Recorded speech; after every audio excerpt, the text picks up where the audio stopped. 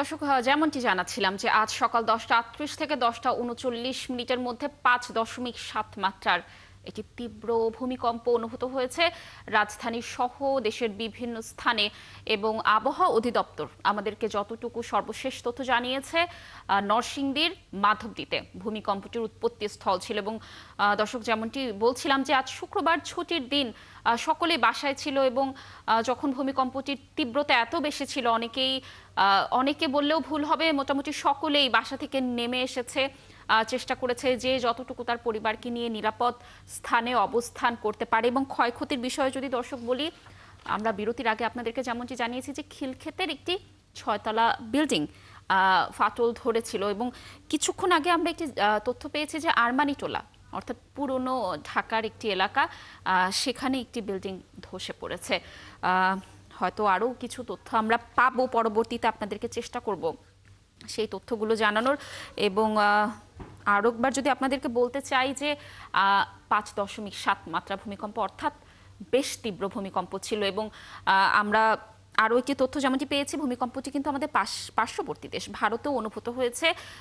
ভারতের সংবাদ মাধ্যম এনডিটিভির মাধ্যমে আমরা যতটুকু জানতে পেরেছি যে কলকাতা সহ সেখানকার বিভিন্ন এলাকায়ও ভূমিকম্পটি অনুভূত হয়েছে। এবং দর্শক, আরও একবার জানাতে চাই, আরমানিটোলার একটি বিল্ডিং, অর্থাৎ পুরনো ঢাকার একটি জনবহুল এলাকা, দর্শক, আরমানিটোলার একটি বিল্ডিং ধসে পড়েছে। এবং আমাদের সহকর্মীরা কিন্তু চেষ্টা করছে তারা যেখানে অবস্থান করছে সেখান থেকে আমাদের সাথে যুক্ত হয়ে আপনাদেরকে এই ভূমিকম্পের সর্বশেষ তথ্য জানানোর।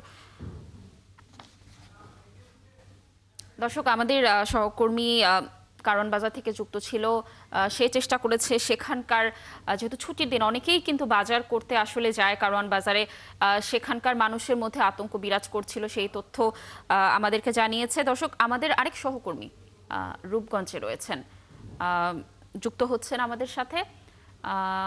রূপগঞ্জ, অর্থাৎ আমরা যেমনটি বলছিলাম যে নরসিংদীতে ভূমিকম্পটির উৎপত্তি স্থল ছিল এবং রূপগঞ্জ কিন্তু খুবই কাছের একটি এলাকা।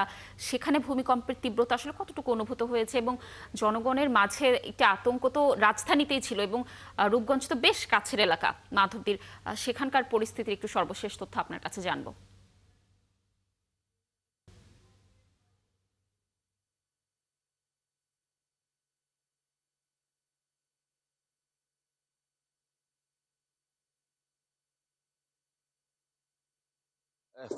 লাবণী, আপনাকে জানিয়ে রাখি যে ঠিক 10টা 39 রূপগঞ্জে যে 5.7 মাত্রা যে ভূমিকম্প অনুভূত হয়েছে, ভূমিকম্পের কারণে কিন্তু আমরা যেটা জানতে পারছি, রূপগঞ্জের গোলাকান্দার 5 নম্বর ক্যানেল এলাকায় একটি মা তার 6 মাসের শিশু ফারজানাকে নিয়ে হাসপাতালে যাওয়ার পথে কিন্তু এই রাস্তার পাশে যে দেয়াল ছিল, দেয়ালটা ধসে পড়ে কিন্তু তাদের উপরে পড়ে এবং ঘটনাস্থলে কিন্তু ফারজানা মৃত্যুবরণ করে, তার মার অবস্থা গুরুতর। এছাড়া আমরা যেটা জানতে পেরেছি যে রূপগঞ্জের টালমশুরি এলাকায় ছাদের যে দেয়াল ভেঙে কিন্তু নিচে পড়ে রফিক নামে একজন আহত হয়েছে। এছাড়া আমরা যেটা হাটাবো এলাকায় কয়েকটা দোকান ভেঙে পড়েছে আমরা জানতে পেরেছি। এছাড়া আমি যে এই মুহূর্তে যেখানে দাঁড়িয়ে আছি, রূপগঞ্জের কাঞ্চনে যে চণ্ডীতলা যে মন্দির, সেই মন্দিরে যে কাঞ্চন যে সড়কটা রয়েছে, সড়কের পাশে যে বাউন্ডারি, সেই বাউন্ডারির দেয়ালটা কিন্তু ধসে পড়েছে। তবে কোনো হতাহতের ঘটনা ঘটেনি। তবে আরেকটা কথা আমরা জানিয়ে রাখি যে রূপগঞ্জের বরপা এলাকায় অন্তিম নিটিং স্পিনিং একটা গার্মেন্টস, সেখানে আমরা একটি ভবন হেলে পড়েছে বলে আমরা জানতে পারছি। তবে স্থানীয়রা আমাদেরকে জানিয়েছেন যে তাদের যে অভিজ্ঞতা ক্ষেত্রে তারা কিন্তু এইরকম ভূমিকম্প তারা কখনো অনুভব করতে পারেনি।